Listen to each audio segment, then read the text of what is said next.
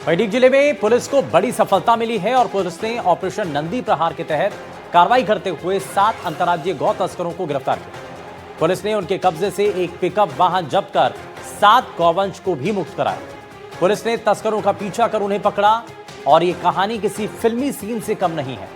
क्या है पूरा मामला और कैसे पकड़े गए ये तस्कर, इस रिपोर्ट में आपको दिखाते हैं।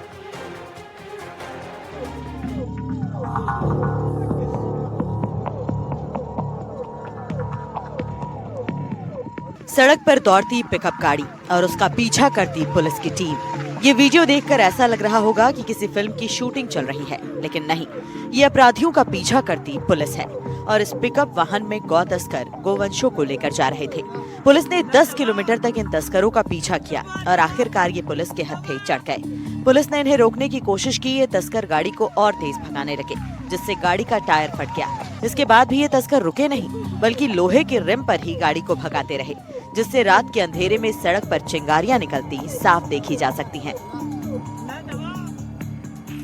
जिले की डीएसटी टीम ने एक बड़ी कार्रवाई को अंजाम दिया है, जहां ऑपरेशन नंदी प्रहार के तहत गौ तस्करों का पीछा कर कई किलोमीटर गौ तस्करों को दबोचा है। साथ में एक पिकअप गाड़ी को भी बरामद किया है। मेरे पीछे यहाँ पर डीएसटी इंचार्ज है सुल्तान सिंह, इनसे बातें करेंगे किस प्रकार इनकी टीम ने कार्रवाई को अंजाम दिया है। सर, क्या मामला रहा था और कहां तक आपने इन लोगों का पीछा किया तस्करों का? रात को हमको जरिए सूचना मिली थी कि एक गौ तस्करों की पिकअप है जो नदबई की तरफ से गौवंश से भर के और नगर की तरफ आ रही है। इस सूचना पर हम बुर्जा बाईपास पर नाकाबंदी के लिए पहुंचे तो सुंदरावली की तरफ से एक पिकअप गाड़ी आती हुई दिखाई दी, गौवंश से भरी हुई, जिसको हमने रोकने का प्रयास किया तो हमारी गाड़ी में उन्होंने टक्कर मारी, जिससे हमारे बोनट और बम्पर क्षतिग्रस्त हो गए।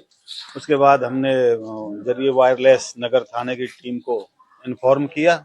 उन्होंने डीग चुंगी पर नाकाबंदी की। हमने पिकअप गाड़ी का पीछा किया। पीछा करते हुए हम डीग चुंगी पहुंचे तो पिकअप गाड़ी ने नगर थाने की जो गाड़ी थी उसकी नाकाबंदी थी उसको भी तोड़ दिया और वो नदवई की तरफ भागने लगी। फिर हम दोनों ने संयुक्त रूप से मिलकर उसका पीछा किया। लगभग 5-6 किलोमीटर आगे, 4-5 किलोमीटर आगे चल के वो गाड़ी रोड से नीचे उतर गई, अनबैलेंस हो गई और गिर पड़ी, उतर गई नीचे। उसके बाद देखिए, मेरे पीछे यहाँ पर उनकी गाड़ी है जो पुलिस कर्मियों की, जहाँ पर जो गौ तस्कर थे उनसे मुठभेड़ होती है और इसमें टक्कर मारते हैं। कहीं ना कहीं देखा गया है कि जो पुलिस कर्मी है, जो डीएसटी इंचार्ज और सुल्तान सिंह है और उनके जो अन्य साथी है, कहीं ना कहीं उनकी टक्कर और मुठभेड़ से बचते हैं। लेकिन जो इन्होंने साहस दिखाते हैं, उन जो तस्कर हैं, 7 तस्कर हैं, उनको गिरफ्तार किया है और हम उनकी भी तस्वीरें दिखाएंगे मेरे साथ। सर, ये बताइए कि 2 साल हो गए, कहीं ना कहीं देखा जाए तो जो तस्करी की कार्रवाई है लगातार आपने की है और यहाँ पर न्यूनतम देखी गई है जो अब गौ तस्करी। जब हम शुरू में सरकार बदली थी उस समय हमारी टीम को नियुक्त किया गया था श्रीमान एसपी साहब, आईजी साहब के निर्देशानुसार गौरक्षा के लिए।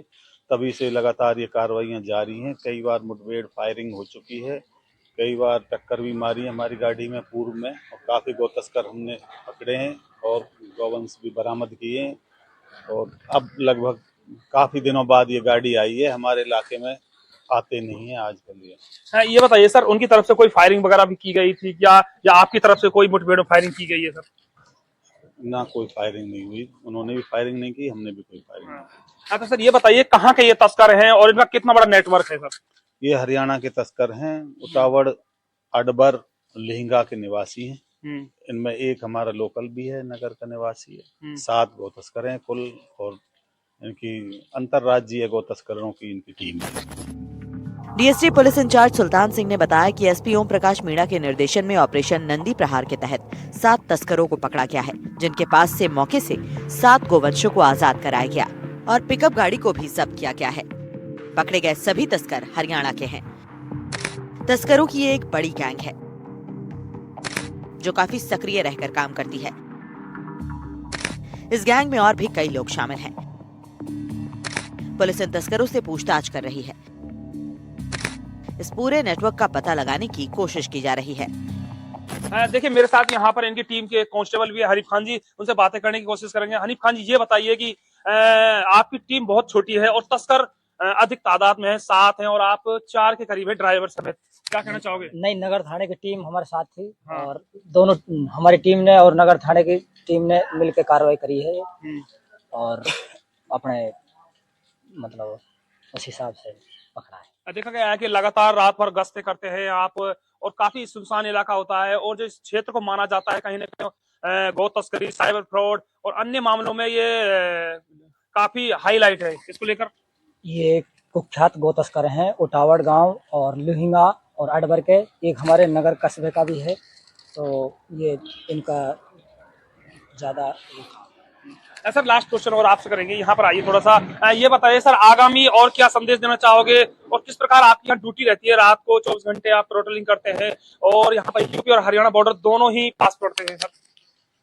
गौ तस्करों को श्रीमान एसपी साहब, श्रीमान आईजी साहब की तरफ से साफ निर्देश हैं, हमारे लिए भी निर्देश हैं, और गौ तस्करों के लिए संदेश है कि डीग जिले की सीमाओं में अगर उन्होंने प्रवेश किया तो उनका हाल बहुत खराब होगा और वो बचकर नहीं जाएंगे। सर इनके पास से कुछ हथियार वगैरह भी बरामद किए हैं क्या सर? आज तो कोई हथियार बरामद नहीं हुई इसमें। कितने गोवंश बरामद किए हैं सर? 7 गौवंश और 7 गौ तस्कर। पुलिस का कहना है कि डीएसटी पुलिस हमेशा सक्रिय रहती है, लगातार सुनसान रास्तों पर और रात में गश्ती की जाती है। DST team incharge Sultan Singh ने गौ तस्करों को साफ संदेश दिया है कि गौ तस्करी का काम छोड़ दें वरना अंजाम बुरा होगा। वहीं दूसरी तरफ एनडीटीवी ने जब तस्करों से बात की तो कैमरे के सामने तस्करों ने बताया कि वो सभी यहाँ 3-3 हजार रुपए में आए थे और इन गौवंशों को हरियाणा ले जा रहे थे, जहाँ इन्हें दूसरी पार्टी को मोटे दामों में बेचा जाता है। एनडीटीवी के कैमरे के सामने तस्करों ने तौबा करते हुए अपना जुर्म कबूल किया और कहा कि आगे से वो तस्करी नहीं करेंगे। मैं तो जिंदगी में पहली बार आया। पहली बार क्यों गया था भैया? चलाया गया जी मुझे। कितने रुपए मिलते हैं तुम्हें इस काम के लिए जाने के लिए? 3000 रुपये जी। अच्छा 3000 एक गाड़ी के। अभी तक कितनी गाड़ियों को भरवा चुका है तू? मैं बताता रहा हूँ जी, एक बार अभी गया था उस अच्छा, तेरे संपर्क में कितने लोग थे अभी तक जो भी तूने गाड़ी भरवाई है अभी तक? नहीं, मेरे संपर्क में कोई नहीं, मैं तो वैसे अंडों को जानता हूँ जी जाती है। अच्छा सजा भुगत रहे हैं जी। सही कर रहे हैं पुलिस वाले, गलत कर रहे हैं? बता। सही कर रहे हैं अपनी तरफ से तो। ठीक है, पर आगे क्या करेगा इसके बाद? या करूंगी या काम ना करता हूँ यार आएगा यार 2-3 हजार रुपये में। अच्छा यानी कि एक चक्कर में कितने रुपए देते हैं तुमको? 2-3 हजार रुपये में। 2-3 हजार। और कहाँ ले जाते हैं फिर ये? सर आप देखते हैं गाँव में ले जाते हैं। अच्छा, कहाँ ले जाते थे इनको? कहाँ से लाए थे आप? हम भाट पे लाए। अच्छा, बंजारों पे से। सर कहाँ ले जा रहे थे इनको? मेवात जा रही थी। इस रूट पर इस तरह के कई मामले पहले भी सामने आ चुके हैं। आवारा गौवंशों को उठाकर उन्हें दूसरे राज्यों में मोटी कीमतों पर बेच दिया जाता है। फिलहाल पुलिस इन सभी से पूछताछ कर रही है और इनके नेटवर्क का पता लगाने की कोशिश की जा रही है। देखा गया है कि यहाँ हरियाणा और उत्तर प्रदेश की सीमाएं लगती हैं। लगातार 10 किलोमीटर पीछा कर इन तस्करों को रात्रि को इन डीएसटी टीम ने पकड़ा है, गिरफ्तार किया है, और जिनके पास से 7 गोवंश भी बरामद कर उन्हें जैसे गौशाला भेजा गया है। लगातार जो अपराधी थे उनका यहाँ पर नगर उपजिला अस्पताल में उपचार चल रहा है, और इनकी जो अंतरराज्य गैंग बताई जा रही है, और भी जो इसमें तस्कर है उनका पीछा कर पुलिस जो तफ्तीश के द्वारा उनको पकड़कर नगर थाने पर लाएगी। और इन्होंने एक संदेश दिया है कि गौ तस्कर हैं जो इस इलाके को छोड़ दे और गौ तस्करी को छोड़ दे, नहीं तो उनके साथ एक बड़ी कार्रवाई की जाएगी। कैमरा पर्सन साहब, मैं अकरम खान, एनडीटीवी राजस्थान।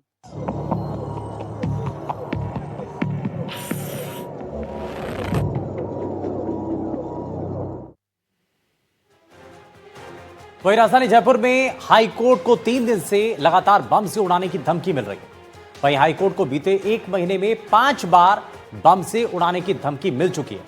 राजस्थान में बम धमकी वाले ईमेल का सिलसिला थमने का नाम नहीं ले रहा है।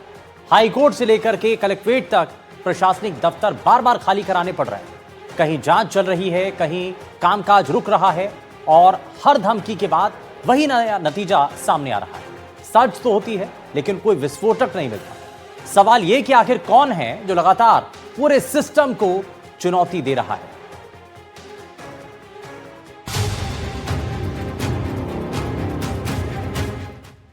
राजस्थान में बम धमकी वाले ईमेल का सिलसिला लगातार बढ़ रहा है। जयपुर हाईकोर्ट से लेकर कोटा कलेक्ट्रेट, जोधपुर, अजमेर, अलवर और उदयपुर जैसे जिलों तक प्रशासनिक दफ्तरों को धमकी भरे मेल मिलने के बाद सुरक्षा एजेंसियां हाई अलर्ट पर हैं। जयपुर में राजस्थान हाईकोर्ट को लगातार तीसरे दिन बम से उड़ाने की धमकी मिली है। हाईकोर्ट इन दिनों मुख्य बिंदु बना हुआ है। शुक्रवार से लेकर अब तक 4 बार बम से उड़ाने की धमकी हाईकोर्ट को मिल चुकी है।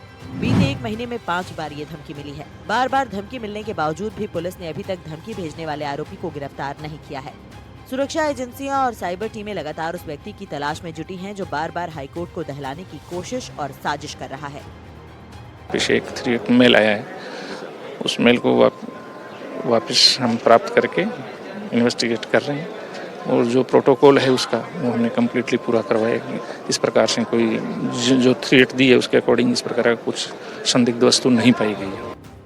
जैसे ही हाईकोर्ट को बम से उड़ाने की धमकी मिली, इसके बाद एक बार फिर से कोर्ट परिसर में अफरा तफरी का माहौल हो गया। जज और सभी एडवोकेट कोर्ट परिसर से बाहर आ गए। सूचना के बाद bomb disposal team, ATS, emergency response team, police, SDRF की टीम मौके पर पहुंची और पूरे कोर्ट परिसर में सर्च अभियान चलाया।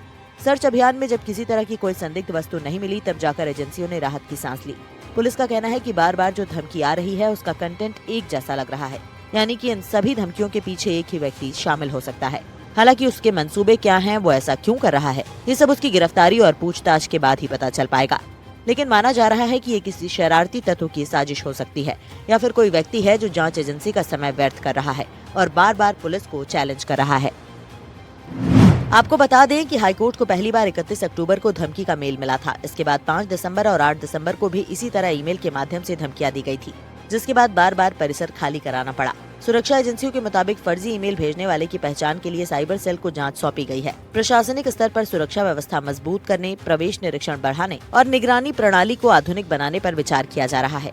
सर क्या है कि ये सवाल सिर्फ पुलिस प्रशासन के लिए ही नहीं है, ये सरकार के लिए भी है, तंत्र के लिए भी है, हाईकोर्ट के लिए भी है। 1 महीने में 5 बार हाईकोर्ट को बम से उड़ाने की धमकी मिलना, हाईकोर्ट प्रशासन इस पे सुमोटो क्यों नहीं ले रहा? ठीक है।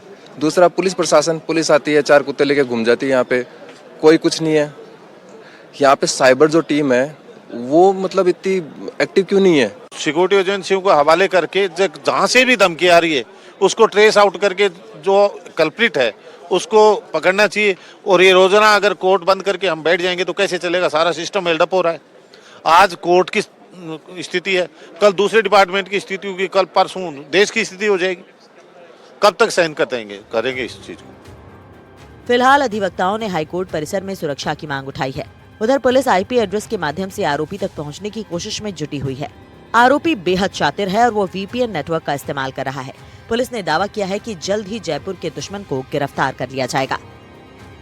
अब पुलिस लगातार जो है वो यहाँ पर चेक किया जा रहा है और कल जो हाईकोर्ट परिसर में जो इलेक्शन है वो भी होने हैं, तो संभवतः ऐसा भी अंदेशा हो सकता है कि इलेक्शन ना हो, इलेक्शन डिले हो जाए या ऐसी इसको इलेक्शन के माहौल में भी खलल डालने की कोशिश वो व्यक्ति जो है वो कर रहा है। बहरहाल हर एंगल से जो जांच एजेंसियां है, एटीएस है, पुलिस है, अशोकनगर थाना पुलिस है, वो जाँच कर रही है। और बीते अगर 1-1.5 महीने की 2 महीने की बात करें तो राजस्थान में 57 धमकियां और जयपुर में लगभग 50 से अधिक धमकियां जो है वो आ चुकी है।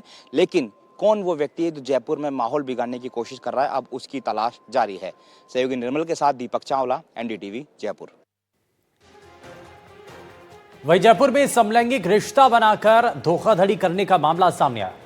जयपुर पुलिस कमिश्नरेट ने गे एनकाउंटर के नाम पर ब्लैकमेल और लूटपाट करने वाली गैंग का पर्दाफाश कर एक आरोपी को गिरफ्तार किया। आपको बता दें कि आरोपी गे एनकाउंटर नाम से वेबसाइट चलाता था और समलैंगिक रिश्ता कर रखने वालों को झांसा देकर के उन्हें बुलाकर उनके साथ लूटपाट करता था। क्या है ये पूरा मामला, आगे आते हैं।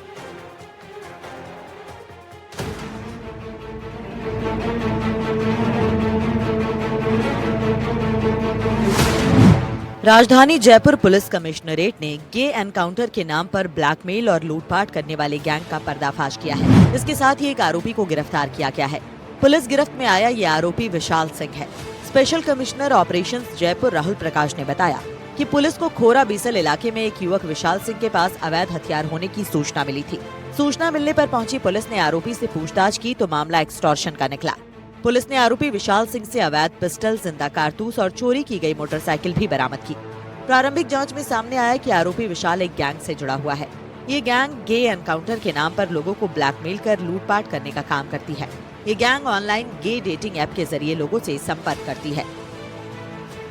इनकाउंटर के लिए लोगों को इनवाइट किया जाता था और ये जो लड़का अभी अरेस्ट किया आर्म सेट में, इसका मकान खाली था और सामने से उस पर ताला लगा के बंद रखते थे और पीछे से एक खिड़की खोल रखी थी जिसमें कि कुछ लड़कों को बुला करके और फिर उनके वीडियो बना के उनको ब्लैकमेल करते थे और उनके पास जो पैसे वगैरह होते थे वो भी छीन लिया करते थे। तो इस खबर का लोगों तक पहुंचना इसलिए बहुत ज़रूरी है कि वो इस बात को समझें कि बहुत सारी चीज़ें जो सोशल मीडिया पे आपको दिख रही हैं, जिसमें कि आपको लग रहा है कोई युवती आपसे बात करना चाह रही है, कोई पुरुष आपसे बात करना चाह रहा है, आपको आकर्षित करना चाह रहा है, तो वो एक बहुत बड़ा ट्रैप भी हो सकता है और आप उसमें फंस करके न सिर्फ अपने पैसे कमाते हैं बल्कि उसके साथ साथ अपने परिवार का मान सम्मान भी खतरे में पड़ जाता है। आरोपी समलैंगिक रिश्ता रखने वालों को झांसे में लेने के बाद उन्हें अपने पुराने मकान पर बुलाते हैं। आरोपी विशाल सिंह का पुराना घर खाली है, जो हमेशा बाहर से लॉक रहता है। इसमें ये लोग पीछे की दीवार से अंदर आते हैं, ऑनलाइन ऐप से गे से संपर्क कर इस घर में लाते हैं, फिर उनका वीडियो बनाकर मारपीट और लूटपाट करते हैं। विरोध करने पर हथियार दिखाकर उन्हें डराते धमकाते भी हैं। पीड़ित बदनामी की वजह से पुलिस से शिकायत भी नहीं करता। पुलिस गिरफ्त में आया आरोपी विशाल सिंह कुख्यात गैंगस्टर अंकित आकोदा का सगा भाई है। अंकित आकोदा अभी विजेंद्र सिंह गुलाबबाड़ी हत्याकांड में जेल में बंद है। माना जा रहा है कि आरोपी विशाल भी इसी गैंग का सदस्य है। पुलिस आरोपी से पूछताछ कर आपराधिक रिकॉर्ड खंगाल रही है। पुलिस इस गैंग का शिकार हुए पीड़ितों का भी पता लगाने में जुटी है। समलैंगिक युवकों से लूट का मामला संभवतः पहली बार सामने आया है। आरोपी बेहद शातिर है और जानबूझकर ऐसे युवकों को टारगेट कर रहा था, क्योंकि इसे पता है कि समलैंगिकता रखने वाले युवक पुलिस तक नहीं पहुंच पाते, क्योंकि उन्हें समाज में अपनी बदनामी का डर रहता है। बहरहाल, इस तरह से जयपुर में और भी कई गैंग सक्रिय हैं। पुलिस उनकी तलाश में जुटी है। जयपुर की खोरा बिसल थाना पुलिस ने गे वेबसाइट बनाकर युवकों को बुलाकर उनके साथ एक्सटॉर्शन और लूटपाट करने वाले शातिर बदमाश विशाल को गिरफ्तार किया है। दरअसल विशाल एक वेबसाइट चला रहा था जिसमें वो समलैंगिक रिश्ता रखने वाले गे युवकों से संपर्क करता था और उनको अपने घर पे बुलाता था, और जैसे ही वो कोई आता था तो उनको हथियार के दम पर उनसे लूटपाट करता था। इसके साथ ही जो विशाल है वो बेहद शातिर है और अलग अलग गैंग से वो संपर्क भी रखता है। इसके साथ ही जो पीड़ित होते हैं उनको समाज में, परिवार में उनकी इमेज खराब हो सकती है, इसलिए वो पुलिस तक नहीं पहुंचते थे, इसलिए इसके खिलाफ कोई मुकदमा दर्ज नहीं है। बहरहाल पुलिस ने अब मुकदमा दर्ज कर लिया है और आरोपी से पूछताछ की जा रही है। ऐसे जयपुर में और भी कई सारे गिरोह सक्रिय हैं जो कि समलैंगिक रिश्ते के नाम पर एक्सटॉर्शन और लूट की वारदातों को अंजाम दे रहे हैं। बहरहाल अब पुलिस उनकी भी तलाश में जुटी हुई है। सहयोगी निर्मल के साथ दीपक चावला, एनडीटीवी जयपुर।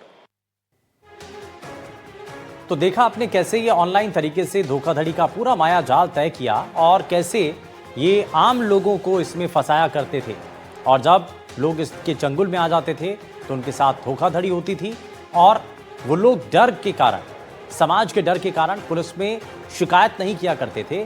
ये भी एक बड़ा पहलू है और इसलिए कभी भी अगर ऐसी कोई घटना आपके सामने नजर आए तो आपको सबसे पहले पुलिस के पास जाकर के शिकायत जरूर करनी चाहिए, ताकि जो आपके साथ हुआ वो आगे कम से कम किसी और के साथ ना हो।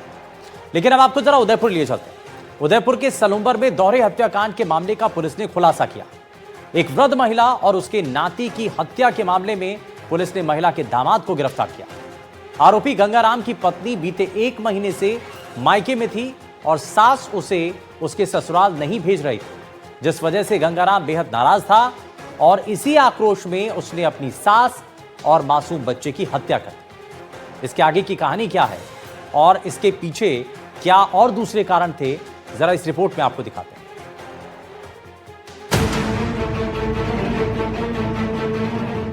सलूम्बर जिले के सेमारी थाना पुलिस ने मकान के बरामदे में सोती बुजुर्ग महिला गौरी और उसके नाती सुरेश की हत्या और लूट के मामले में आरोपी दामाद और उसके साथी को गिरफ्तार किया है। मामले में मृतका के दामाद गंगाराम मीणा और उसके साथी बबलू मीणा की गिरफ्तारी की गई है।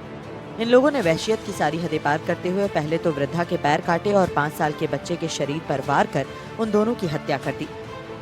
और ये वो छोटा बच्चा था तो उन्होंने पहले महिला की जो चोट मारी और जब बच्चा उठ गया उससे तो इन्होंने तो बच्चे को भी जो है गले की मारी, कुल्हाड़ी की और उसके लकड़ी की मारी। इस तरह से उन दोनों की डेथ हो गई। तो पुलिस को गुमराह करने के लिए इन्होंने उसके पैर काट दिए महिला के और उसके कड़े जो है लेके चले गए और उसके कान, नाक की भी छोटी मोटी जो चीज़ें थी वो भी ले गए और उसके बाद ये फरार हो गए।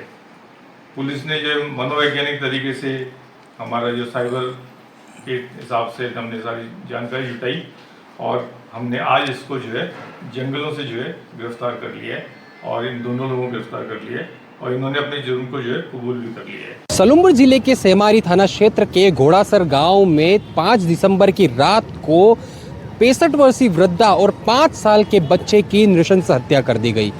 घर में लूट के इरादे से बदमाश अंदर प्रवेश हुए और वृद्धा के पैरों को काट दिया, बच्चे के सिर पर कई वार किए और दोनों की हत्या कर दी गई। फिलहाल पुलिस ने इन्वेस्टिगेशन शुरू किया और इन्वेस्टिगेशन में भी यही पाया गया है कि वृद्धा का जो दामाद है गंगाराम, उसी ने ये हत्या की। उसके बाद में पुलिस ने जांच शुरू की और गंगाराम सहित उसके एक अन्य साथी सहयोगी को गिरफ्तार कर लिया गया है। पूछताछ में सामने आया है कि गंगाराम ने पुलिस पूछताछ में कहा है कि पिछले 1 माह से मेरी पत्नी को, यानी गंगाराम कह रहा है कि उसकी पत्नी को उसी वृद्धा ने, उसकी सास ने अपने घर पर रखा हुआ है और मेरे घर पे नहीं आने दे रही है। इधर वृद्धा के पति का ये कहना था कि बेटी के साथ में लगातार मारपीट करता था, नशे का आदी था, इस वजह से बेटी को उसके पास नहीं भेजा जा रहा था। जांच में सामने आया कि मुख्य आरोपी गंगाराम मीणा मृतका गौरी का सगा जमाई है। उसकी पत्नी पिछले 1 महीने से अपने मायके में रह रही थी और सास उसे ससुराल नहीं भेज रही थी, क्योंकि गंगाराम शराब पीकर पत्नी की पिटाई करता था। इस बात से गंगाराम बेहद नाराज था। इसी आवेश में उसने अपने दोस्त बबलू मीणा के साथ मिलकर ये खौफनाक योजना बनाई। दोनों ने रात को घर में घुसकर बुजुर्ग महिला और मासूम बच्चे की हत्या कर आभूषण लूट लिए। जेवर इसलिए लूटे ताकि पुलिस इसे लूट की घटना समझे और दामाद पर शक न हो। पुलिस ने आरोपी से लूटे हुए चांदी के कड़े, सोने की डूडी और नथ बरामद कर ली है। मासूम बच्चा आरोपी की ही साली का बेटा था। फिलहाल दोनों आरोपी पुलिस की हिरासत में हैं। 5 दिसंबर की रात्रि को आरोपी गंगाराम उसके दोस्त के साथ में घर में प्रवेश करता है, कुल्हाड़ी से वृद्धा के पैरों को काट देता है और एक लूट का इस वारदात को लूट में दिखाने के लिए वृद्धा के पैरों से जो चांदी के कड़े हैं, झुमके हैं सोने के, वो लूट के ले जाता है। इसके अलावा उसका साथी भी जो है, उसका जो इस मामले में गिरफ्तार हुआ, वह भी इसका सहयोग करता है। फिर मामले की पुलिस ने पूरी तरह से खुलासा कर दिया है। राजेश यादव जो एसपी है, उन्होंने भी इस मामले में प्रेस वार्ता करके पूरी जानकारी दे दी और दोनों आरोपियों को गिरफ्तार कर अब जो बरामदगी है, जो कुल्हाड़ी सहित अन्य जो बरामदगी है, वो पुलिस द्वारा की जाएगी। विपिन सोलंकी, एनडीटीवी उदयपुर। खास पेशकश में फिलहाल के लिए बस उतना ही। दीजिए इजाजत, नमस्कार।